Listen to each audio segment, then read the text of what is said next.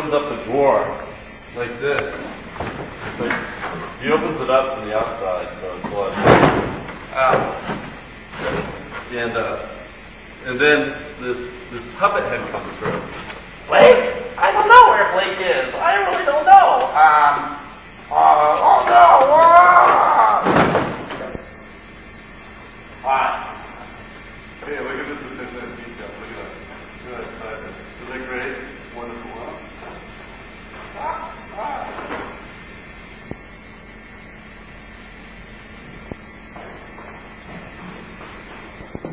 You don't like this thing warm. Hi.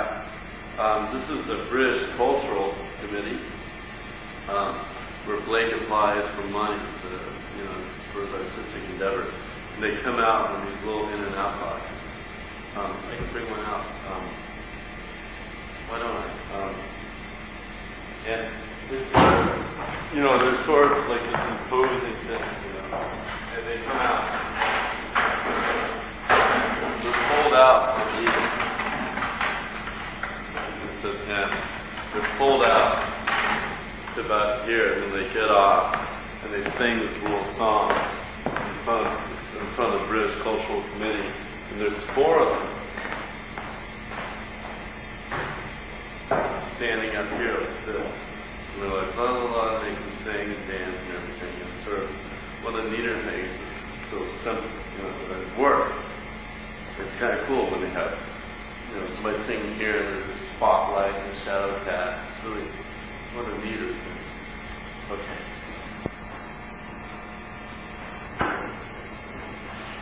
Okay, I almost forgot. This is the box that comes out during one of the scenes. And since it is a sexist play, Blake envisions that these 3 randy women come out of the box, so they all come out like this, and then they sing their little song. They go la la la la la la la la. Anyway, so this is the well, you get the idea. It's a box. I was born to rock and roll. This is a rock and roll scene. It's part of the party sequence in this play. I do these guitars. This drum set.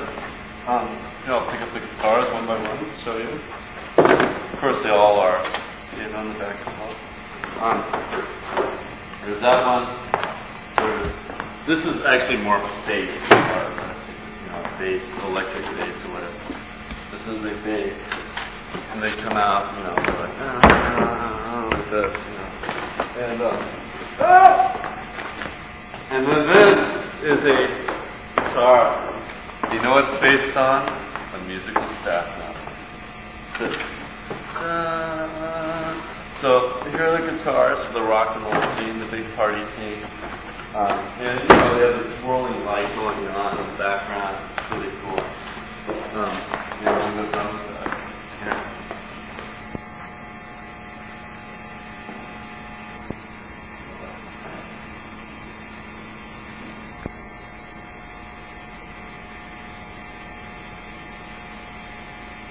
Okay.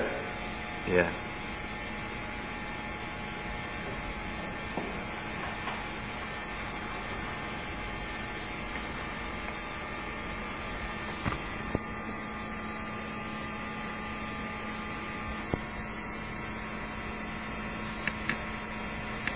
Okay, this is the throne that the king.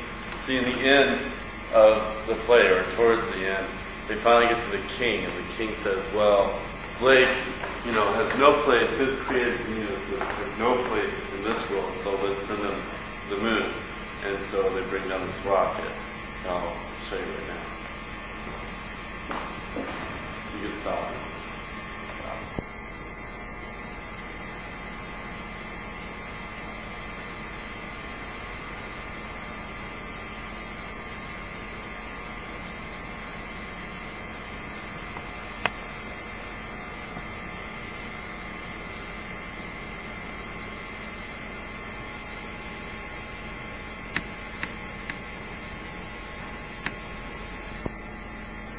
Okay, so this is the rocket. that he sends William Blake up on. And as you can see, it's quite large. Here's the little red thing. I can't see it from over there. So basically, this is a rocket. It comes down with smoke, and they talk about it. There's a lot of people, and then they send people up with it. And while you're getting a nice shot of this, I'll show you what happens. So,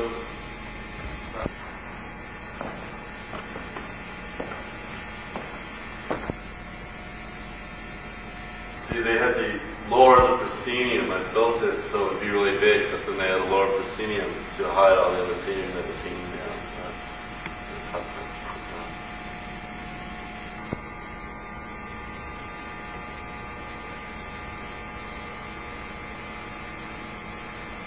To me, it looks like a giant shell of gold.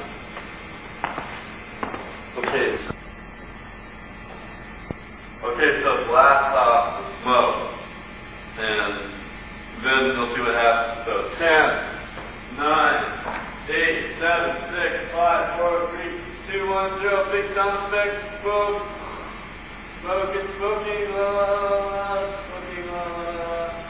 Smoke. Smoke. Music. And there is the lunar.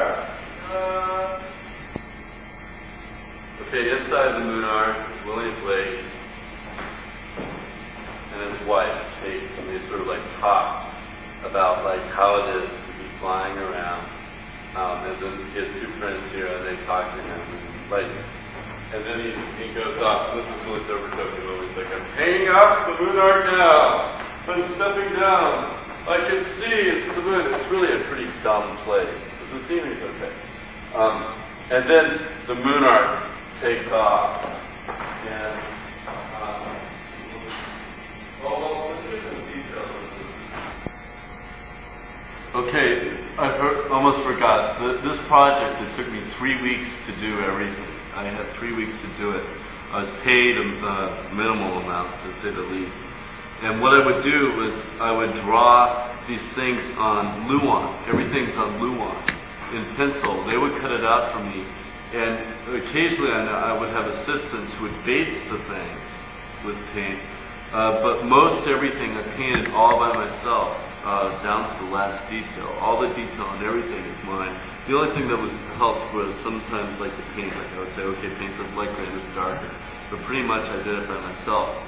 This moon arc is the only thing that's based on a real Blake design. Everything else I made up. But this is actually based on a Blake design. He wasn't quite like Leonardo. He didn't really make things that work.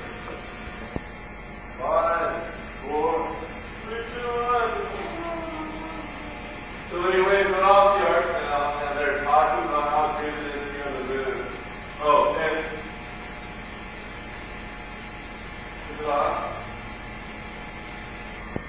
okay, so finally, after all this, is the finale. Now, I forgot to mention, like all through the play, Blake talks about building a new Jerusalem. He wants to build a new city of some sort that is full of, is creative, whatever. Anyway, so they keep having this thing about this new Jerusalem, and the director originally was going to have people in the finale climb up cargo nets for some reason, just to get them off the air as they build the new Jerusalem. They get on the moon. William Blake says, oh, I can see them now, the new builders of Jerusalem. Anyway, the cargo net fell one of the first nights of rehearsals, and I was sitting there and I said, oh no. So I came up with this idea that everybody would bring on parts of the city, and after black and white all along, the city would be in these bright, beautiful 5 colors. Yellow, green, pink, and a light pink, and blue. And I think that's it. And then everything's outlined in black. But to make it effective, it would have to be really, really big.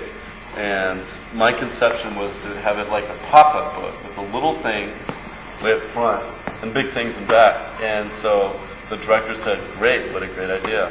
And so we did it. And this is sort of what it looked like.